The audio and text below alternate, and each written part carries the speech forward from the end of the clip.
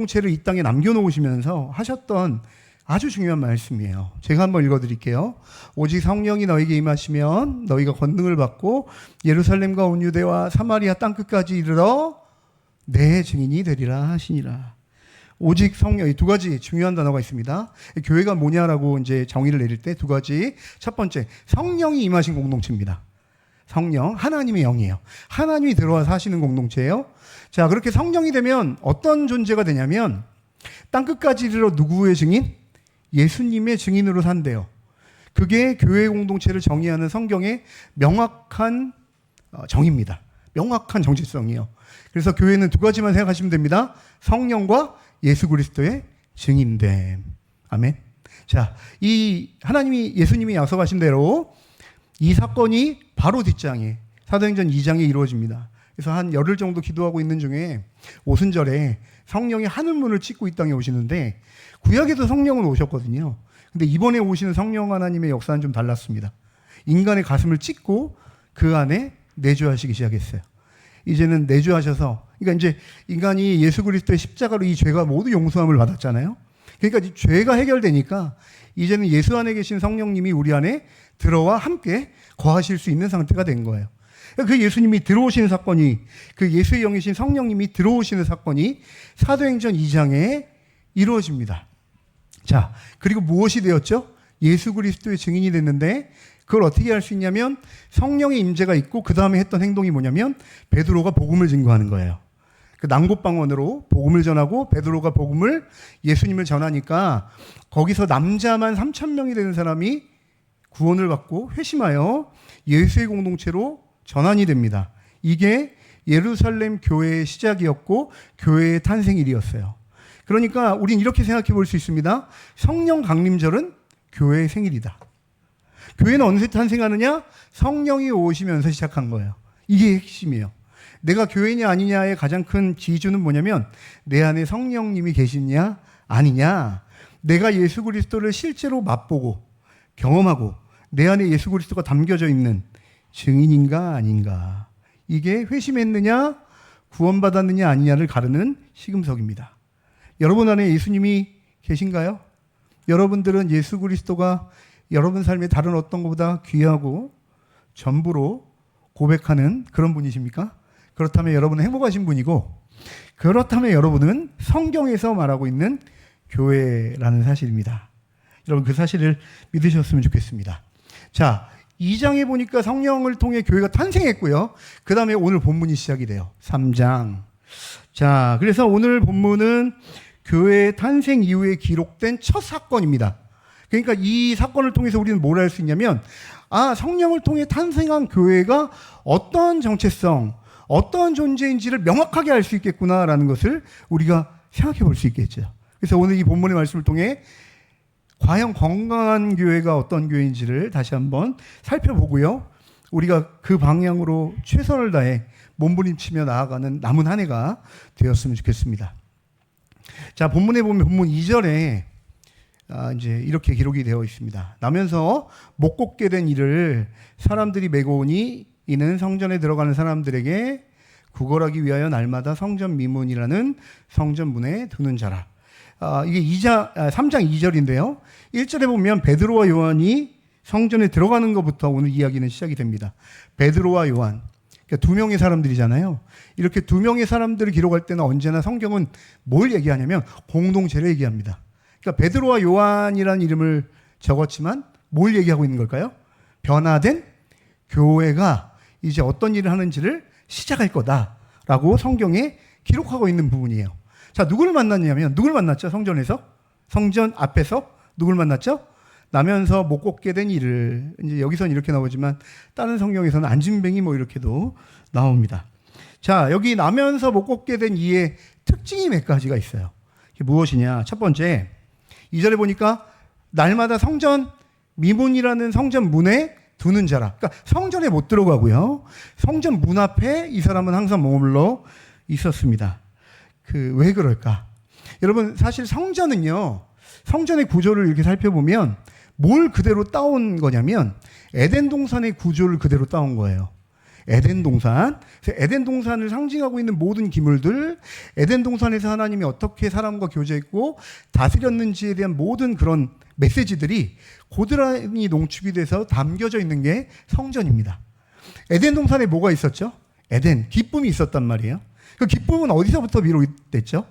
하나님과 더불어 누릴 때 오는 기쁨이었습니다. 그러니까 나 혼자 있을 때 누리는 기쁨이 아니고, 내가 뭘 성취했을 때 오는 기쁨이 아니고, 이 세상을 창조하신 하나님이 우리 아버지 되시고 그분과 함께 365일 24시간 내내 교제했던 그 연합의 기쁨, 사랑의 기쁨이 넘치는 곳이 어디냐면 에덴, 기쁨이란 뜻이에요.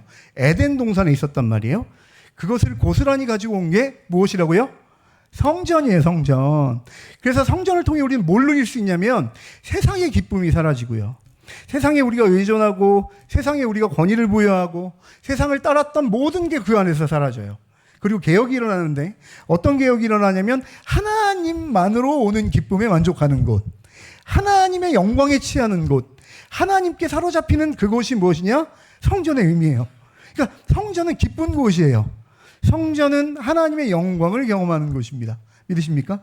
자, 근데 이 성전을 경험하려면 어떤 자만 가능했냐면 하나님이 택하신 하나님의 백성 이스라엘과 특별히 온전한 사람만 가능했어요. 온전한 사람. 그래서 사실 병든 자와 약간의 장애를 앓고 있는 자들은 그 성전에 당시 율법의 제도로 봤을 때는 들어갈 수 없었습니다. 왜? 하나님을 만나는 자들은 온전해야만 된다라는 것을 보여주는 그림으로, 상징으로 표현한 것이 율법인데, 거기에 그런 조항을 통해서 하나님을 만나는 존재는 온전한 존재가 주님을 만날 수 있다라고 담겨져 있는 것이죠. 그렇기 때문에 이 나무에서부터 못 걷게 된 이가 성전에 들어갈 수 없었습니다. 그리고 성전 문 앞에만 멈출 수밖에 없었던 거예요. 마치 이런 것 같아요. 본래 하나님과 풍성한 기쁨의 교제를 누렸던 사람이 죄로 인해 온전함이 무너지게 된 거예요. 그래서 이제는 하나님과 깊은 만남의 기쁨을 상실해버리고 만 거죠. 여러분, 그 하나님과의 관계, 깨져버린 하나님과의 관계, 성전 안에서 하나님과의 온전한 연합을 누리지 못한 관계를 상징하는 인물이 누구냐? 나면서 못 걷게 된 안진뱅이였던 거예요. 여러분, 이것이 사실 죄로 인해서 하나님과 관계가 끊어진 모든 사람들을 담고 있는 모습이겠죠? 오늘 교회를 다니고 있지만, 혹시나 교회를 다니지만 내가 교회를 다니는 이유가 일을 하려고, 내가 일꾼처럼 교회에서 여러 가지 봉사하는, 너무 중요한 일이지만 가장 중요한 예수님과 관계를 맺고 예수 안에서 하나님의 영광을 맛보는 것이 아닌 그냥 그렇게 살아간다고 한다면, 이 나면서부터 안진뱅이처럼 성전까지 들어가서 하나님의 영광과 기쁨을 체험하지 못한 채 그냥 미문에 앉아있는 안진뱅이 같은 삶을 살고 있는 것이다 라고 우리는 볼 수 있겠습니다. 자, 두 번째 특징이 있었어요. 두 번째 특징은 무엇이냐면, 이 사람은 오늘 말씀해 보니까 구걸하기 위해 사는 사람입니다. 구걸해야 먹고 살 수 있었고요. 구걸하기 위해 살았던 그런 사람입니다. 장애를 안고 있었잖아요. 당시에는 저희와 같은, 우리와 같은 세상이 아니어서 장애를 갖고 있는 사람에게는 직업을 가질 수 없었습니다. 그러니까 이제 먹고 사는 문제가 생기잖아요. 그러니까 이 사람이 해야 될 것은 무엇이냐면, 성전에 가는 사람들은 다 율법을 지키는 사람들이에요. 율법 가운데 뭐가 있냐면 약자들, 병든 자들 위해 자기의 것을 나눠주는 율법이 있었거든요. 그러니까 가장 많이 구걸해서 얻을 수 있는 장소가 어디일까요? 성전이었던 거예요. 그래서 이 성전에 여기 안진뱅이가 있지만 안진뱅이뿐만 아니라 수많은 병자들이 성전 문 앞에 바글바글 했습니다. 자, 그래서 이 사람이 오늘 하루 먹고 살려면, 이 생명을 유지하려면 뭘 해야 됐을까요? 구걸해야 됐어요. 구걸. 자, 그래서 이 사람은요, 하루 먹을 양식을 즐거움의 전부로 생각했던 사람입니다. 내 안의 기쁨이 뭘까? 오늘 잘 구걸해서 새끼 잘 먹을 수 있는 양식을 얻을 수 있으면 나에게 그게 행복이야. 이렇게 규정 지은 사람. 심지어 꿈도 꿀 수 없어요. 이 먹을 양식이 이틀치 양식을 얻으면 횡재한 거예요. 너무 행복한 거예요. 야, 나는 내일 구걸하지 않아도 이틀치를 양식을 얻었으니 나는 행복하겠다라고 자기의 삶을 규정지며 살아가는 그런 사람. 근데 여러분, 굉장히 아이러니죠? 안진뱅이가 상상할 수도 없고 도저히 꿈꿀 수도 없는 기쁨이 어디에 있죠? 성전 안에 있었어요. 근데 이 안진뱅이는 도저히 그런 기쁨을 생각할 수도 꿈도 꿀 수 없었던 거죠. 그 이상의 더 큰 영광과 기쁨을 이 사람은 만나본 적도 없고 체험해 본 적도 없기 때문에 그냥 그 정도의 기쁨, 오늘 하루 먹고 살 정도의 기쁨, 그냥 내가 보여지는 상황과 환경에 만족하는 정도의 기쁨, 그것이 안진뱅이가 누렸던 기쁨의 정의입니다. 사랑하는 여러분, 혹시나 여러분들이 그런 기쁨을 추구하며 살고 있다면 단언컨대 선포할게요. 더 큰 기쁨이 있습니다. 여러분들이 추구하는 것보다 훨씬 더 영광스럽고 비교할 수 없는 기쁨이 있습니다. 저는 교회 다니면서 그 기쁨과 영광을 맛본 여러분 되었으면 좋겠습니다. 자, 이런 안진뱅이를요, 사람들이 도와줘요. 마을 사람일 수 있고요. 당시엔 마을 공동체였으니까. 그리고 가족일 수도 있습니다. 2절에 보니까 이렇게 얘기해요. 나면서 못 걷게 된 일을 누가 메고 온다고요? 사람들이 메고, 너 여기 구걸하면서 오늘 하루 양식을 얻어라 라고 메고 오죠. 사랑하는 여러분, 세상에서 우리에게 줄 수 있는 한계점이 여기 있습니다. 자기 멋대로 넘어가네요. 네. 자, 세상에서 우리에게 줄 수 있는 한계가 여기 있어요. 우리의 노력으로는요, 때로는 우리를 사랑하는 가족들의 도움은요, 어디까지 가능하죠? 성전 문 앞에 효율적으로 구걸하는 곳까지, 구걸해서 얻을 수 있는 기쁨을 맛보는 장소까지 옮겨주는 것, 그것이 세상에서 우리에게 줄 수 있는 혜택입니다. 여러분들의 노력이 주변에 있는 여러분들의 어떠한 그런 사람들의 도움이 줄 수 있는 건 성전에 들어가게 하지는 못해요. 상상할 수 없는 하나님의 영광을 맛보게 할 수는 없어요. 어디까지만 가능하냐? 오늘 하루 먹고 살 수 있는 양식을 구하는 것까지 줄 수 있습니다. 여러분의 노력은 거기까지밖에 못해요. 재물이 많아도요, 재정적인 도움을 가족들에게 받아도요, 오늘 이 세상에 살면서 먹고 살 만한 걱정을 잊게 해주는 정도까지만 여러분의 가족과 여러분의 상황이 도움을 줄 수 있다는 거예요. 그 이후에 영원한 생명, 하나님의 영광을 경험하는 그 하나님급 되는 기쁨을 도저히 우리에게 줄 수 없는 것, 그것이 세상의 한계요, 인간의 노력이라는 사실을 기억하시기 바랍니다. 자, 근데 여기서 이제 성경은 끝나지가 않죠. 누가 움직이느냐? 바로 교회가 움직이기 시작합니다. 자, 이 안진뱅이를 누가 만나냐면 성전에 다가오는 베드로와 요한, 교회가 만나게 되었습니다. 자, 1절과 2절인데요. 여기 보니까 이렇게 기록이 되어 있어요. 1절입니다. 제9시 기도 시간에 베드로와 요한이 성전에 올라갈세. 당시에는 이제 3번 정도 반복적으로 올라가서 성전에서 기도하는 시간이 정해져 있었거든요. 그래서 그 시간에 맞춰 베드로와 요한, 교회가 성전에 올라가서 기도하려고 가는 것입니다. 자, 2절에 보니까 나면서 못 걷게 된 일을 사람이 메고 오니. 되게 이게 흥미로운 부분이에요. 뭐냐면 우리가 이 성경을 읽으면 마치 이 베드로와 요한이 이 안진뱅이를 처음 만나는 것처럼 느껴지죠. 보여지죠.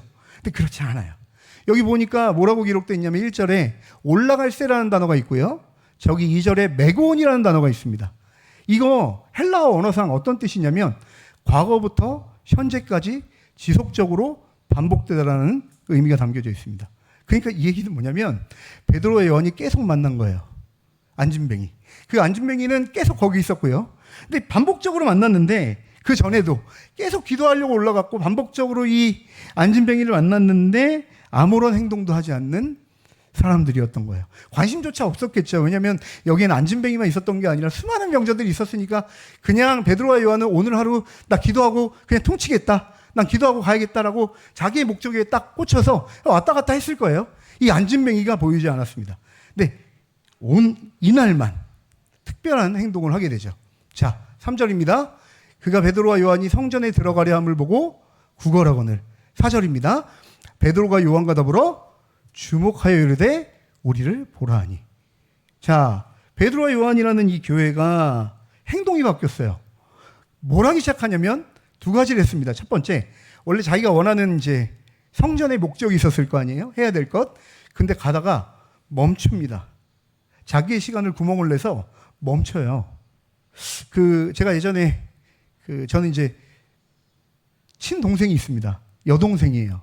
아직 결혼을 못 했는데 여러 가지 정보들이 결혼을 못 했다. 네. 자, 근데 저희 동생은 저랑 외모가 완전 반대예요. 그 얘기는 굉장히 이쁘다는 뜻이죠. 네.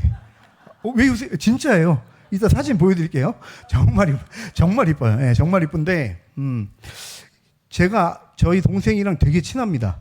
원래 남자 오빠랑 여자 동생이랑 싸우면 싸웠지, 되게 친하기가 쉽지 않거든요. 그래서 왜 그렇게 친할까? 동생은 제가 뭐 필요하다면 언제든지 사줘요. 이런 동생이 어디 있어요? 네. 자, 근데 왜 그렇게 친하냐 봤더니, 이 친구가 항상 20대 때 너무 많은 그 사회생활하면서 갈등과 어려움들이 있었나 봐요. 그래서 제가 뭘 했냐면, 설교 준비를 하다가도 동생이 이렇게 좀 안색이 어둡거나 이러면 그냥 제가 뭐 여자의 뭐 상황을 어떻게 제가 다 압니까? 그냥 뭘 했냐면 방에 불러서 제가 설교하는 걸 좀 덮고 그냥 들어만 줬어요, 밤새. 되게 많아. 너무 많아요, 말이. 하고 싶은 말이. 근데 뭐 가만히 앉아서 들어주기만 했어요. 한 몇 번을 그렇게 한 것 같아요. 근데 그때부터 얘가 저한테는 힘들면 먼저 오기 시작했어요. 자기의 마음을 터놓기 시작했습니다. 자, 왜 그랬냐면 제가 동생을 아끼고 사랑하기 때문이죠. 사랑하는 여러분, 누가 멈춰서죠? 나는 해야 될 일이 있어. 내 목적이 있어요. 근데 이 목적을 내려놓고 누가 멈추냐면 아빠가 아빠 도와주세요 하면 멈출 거예요. 왜냐하면 사랑하기 때문에 그렇습니다. 내가 사랑하는 애인이 여기는 별로 없는 것 같아요. 우리 청년들은. 네네. 사랑하는 애인이 오빠 나 지금 힘들어 도와줘 라고 하면 당장 자기가 할 일을 멈추고 달려갈 거예요. 멈춤. 뭐가 담겨져 있죠? 애정과 사랑이 담겨져 있는 행위였던 거예요. 자, 그 다음에 뭘 했느냐? 4절에 보니까 베드로와 요한이 더불어 주목했어요. 바라봤어요. 집중했어요. 사랑하는 여러분, 왜 이런 행동이 나타날까요? 그 전까지 신경도 안 썼던 이 영혼, 그 전까지는 마음에 들어오지도 않았던 이 안진뱅이. 근데 베드로와 요한이 왜 이런 행동으로 변화된 삶을 보여주고 있는 걸까요? 왜 그럴까? 그 전에 변화되지 않았던 베드로와 오늘 변화됐던 사도행전 3장의 베드로 사이에 어떤 사건이 있었죠? 사도행전 2장이 있었잖아요. 2장. 성령이 임재하셔서 베드로와 요한 가운데 들어오시는 사건이 있어서 이들이 누구의 증인이 된 거예요? 실제 예수 그리스도의 증인으로 변화된 역사가 일어났던 거예요. 그러니까 그의 삶이 바뀔 수밖에 없죠. 자신의 시간을 포기하고 오늘 죽어가는 영혼, 또 오늘 결핍이 있는 영혼에게 자기의 삶을 흘려보내는 그런 모습. 여러분, 누구 생각나지 않습니까? 바로 예수님이 이렇게 사셨어요. 예수님 사복음서 읽어보면요, 예수님이 자기를 위해 하신 시간이 거의 없어요. 병자 만나고 귀신 들린 자 만나고 죽은 자 고치고 피곤할 때까지, 고단할 때까지 끊임없이 몰려오는 수만 명의 사람들을 먹이고 고치고. 여러분, 이거 그냥 직업이기 때문에 하는 거 아니에요. 정말 그들의 영혼을 사랑했습니다. 여러분, 그렇게 3년 반 동안 사역했던 예수 그리스도의 영이 누구에게 들어온 거예요? 베드로와 요한의 영에 들어온 거예요. 그러니까 예수님 닮은 행동으로 변화되었던 것이죠. 자, 우리 말씀을 보면 이거 예수님이 하셨던 사역입니다. 우리 한 목소리로 한번 읽어볼까요? 시작. 베드로가 요한과 더불어 주목하여 이르되 우리를 보라 하니 그가 그들 죄송합니다. 네. 죄송합니다. 제가 네. 이거 아닙니다. 네네. 네. 죄송합니다. 제가 다시 한번 설명해 드릴게요. 자, 원래 제가 뭘 보여드리려고 했냐면 예수님이 어떻게 사역했는가를 읽어드리기 원했는데 제가 이제 설교 본문을 못 드린 것 같습니다. 그 예수님이 양문에 있는 병자를 만납니다. 그 병자를 만날 때 어떻게 하시냐면 보셨어요. 그리고 어떻게 하셨어요? 너가 낫기를 원하느냐? 물어보시죠. 그러니까 인격적인 교제를 하세요. 사랑에서 멈춰서시고요. 사랑에서 손을 내미시고요. 그 병자가 어떤 말을 하든 상관없이 자기의 능력으로 그 병자를 자리에서 일으켜 주시는 하나님 예수님의 사역을 볼 수 있는데, 이것은 그냥 직업윤리상 한 것이 아니라 정말 그 영혼을 사랑해서 하셨던 행동이 바로 예수님의 행동이었다는 것, 그것이 성경에 기록된 예수님의 모습이었습니다. 자, 그래서 성령으로 베드로와 요한은 예수님의 행동을 그대로 따라합니다. 그런데 예수님의 행동만이 아니라 예수님의 깊은 마음까지도요, 체유를 합니다. 왜냐하면 예수님과 하나가 되었거든요. 한 몸이 되었거든요. 그래서 예수님의 그 심정을 깨닫는 그런 존재가 되었던 것이죠. 사랑하는 여러분, 이 교회 안에 성령이 계신데 이 성령이 전에 교회 안에 없을 때는 어디 계셨을까요? 성경을 한번 잘 살펴보세요. 마태복음에 보면요, 예수님이 사복음서에 이제 마태복음에 특별히 예수님이 어떻게 사역을 하시냐면 자기가 원하는 대로 사역하실 수 있지만 굳이 성경을 어떻게 표현하면 이렇게 표현합니다. 성령에 이끌려. 예수님이 이 땅에 살아가실 때 철저하게 성령에 이끌려서 사역하셨어요. 심지어 십자가에 돌아가실 때도 성령이 그 아버지께 충성하는 그 심정을 가지고 끝까지 십자가에 매달릴 때까지 계셨죠. 그 성령이 우리 안에 계신 거예요. 그 성령이. 그러니까 예수님 안에 있는 영이 우리 안에 들어오신 거예요. 그러니까 정말 예수님을 마음속에 이 성령을 통해 구원받은 성도들은 누구를 알 수 있을까요? 예수님의 심정을 깨닫는 겁니다. 예수님의 마음을 깨닫는 거예요. 사랑하는 여러분, 교회가 건강하냐 아니냐를 무엇을 기준으로 평가할 수 있을까요? 아, 이 교회는 교회가 크고, 저번에 저희 리더분들 이렇게 딱 가서 서교동 교회인가요? 같이 이렇게 탐방했잖아요. 다들 부러워하시는 거예요. 교회가 리모델링 했는데, 그러니까 역사가 한 100년 정도 되는 교회잖아요. 리모델링 했는데 너무 막 사진 찍고 막 같이 찍고 막 너무 기뻐하시는 거예요. 여러분, 그게 건강한 걸까요? 그게 아니에요. 여러분, 교회가 건강한 것의 가장 핵심적인 기준은 그 교회에 예수의 향기가 나는가? 예수님처럼 행동하는가? 예수님처럼 생각하는가? 오늘도 안진뱅이 같은 영혼을 우리는 어떤 심정으로 바라보고 있는가?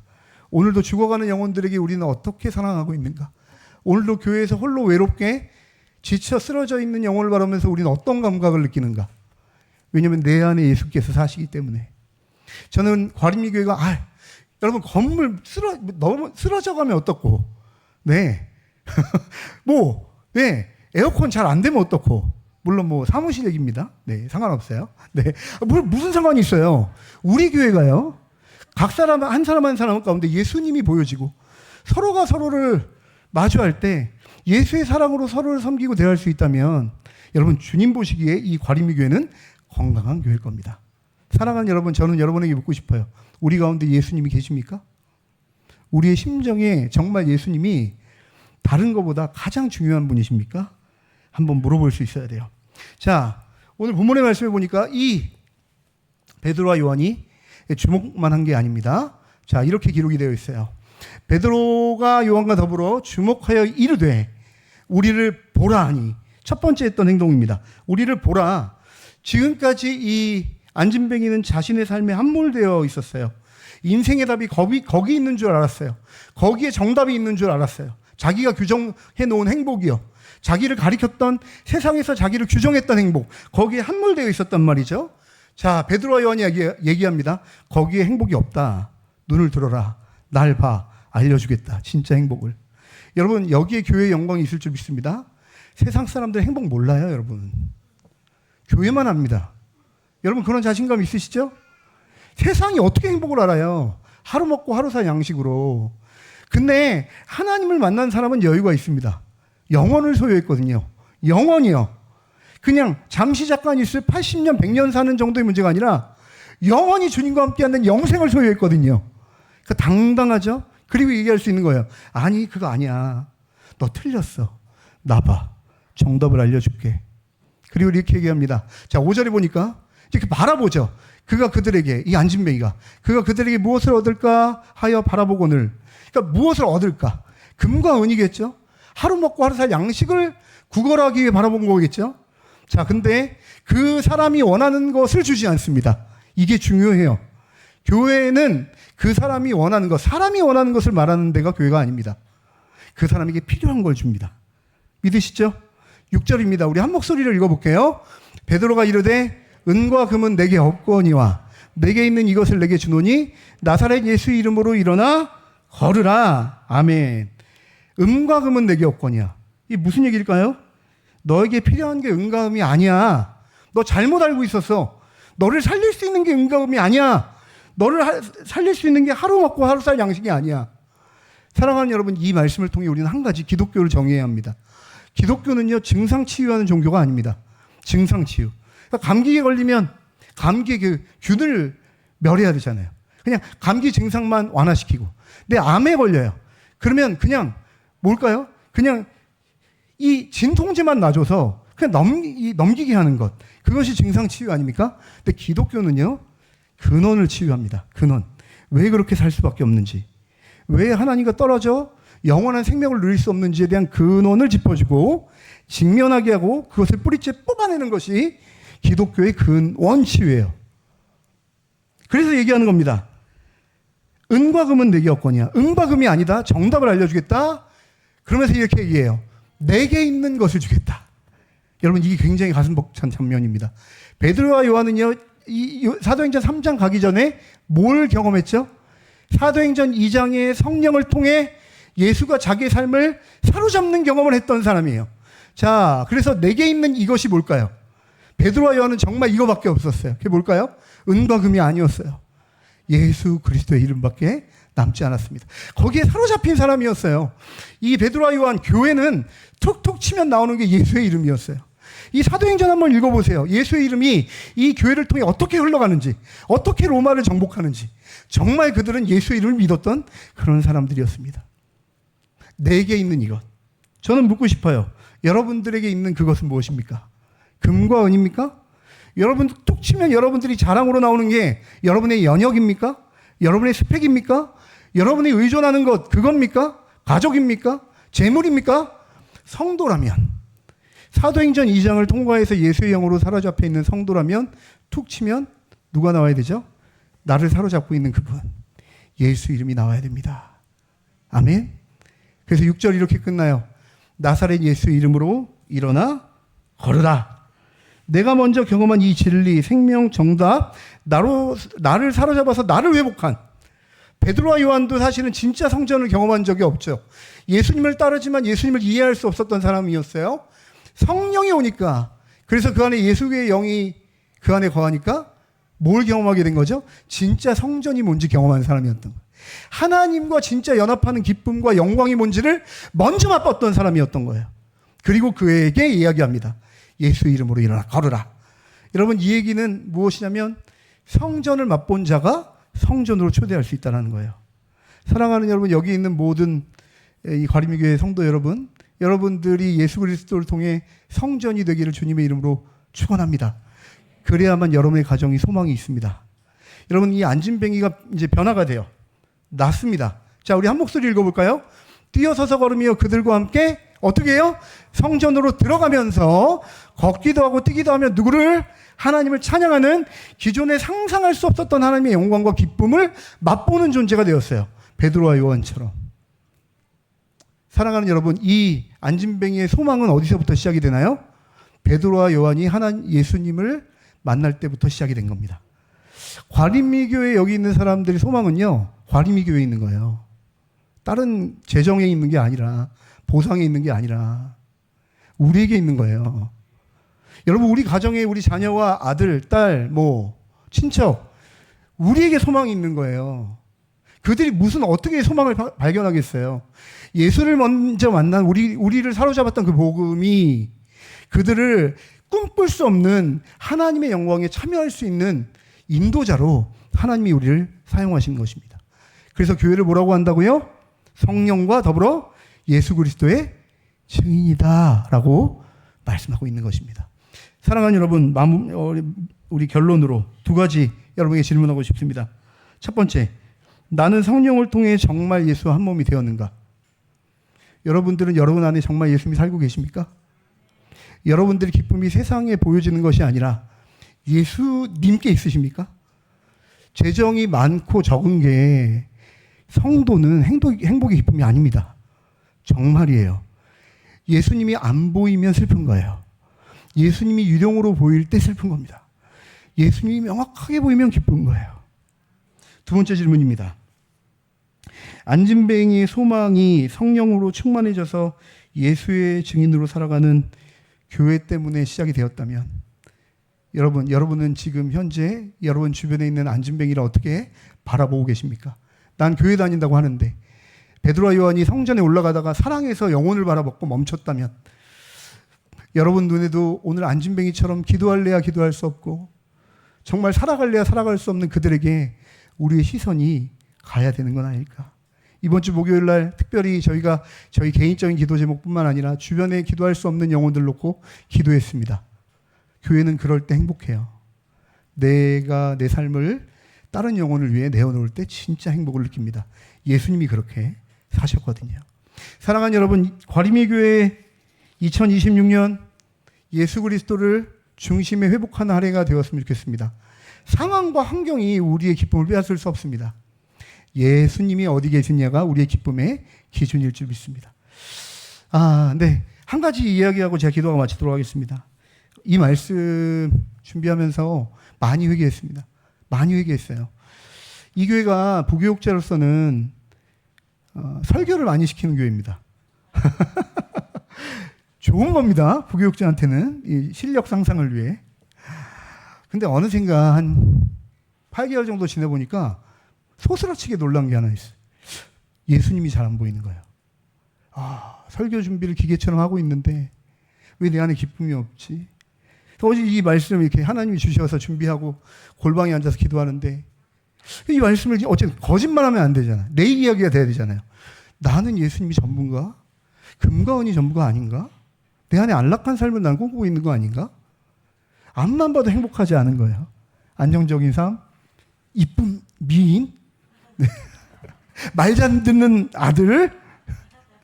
근데 그게 행복이 아닌 거예요. 그것도 자그마한 행복이겠지만 그렇구나.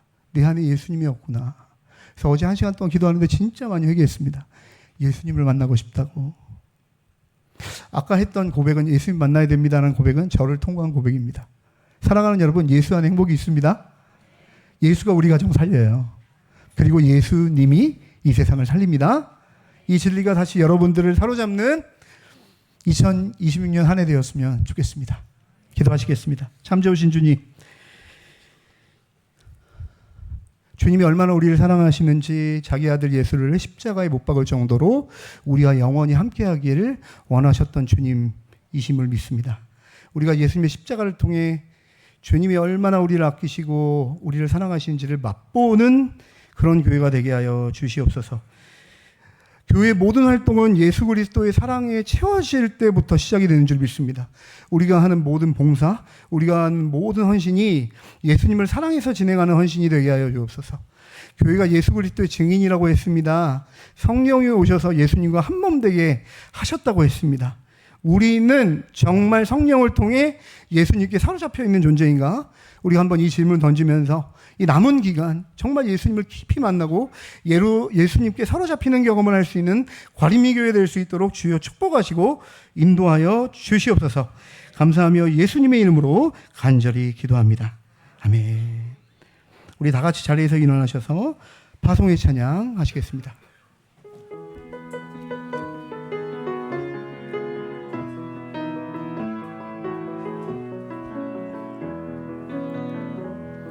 주 선한 능력으로 안으시네 그 크신 팔로 날 붙들어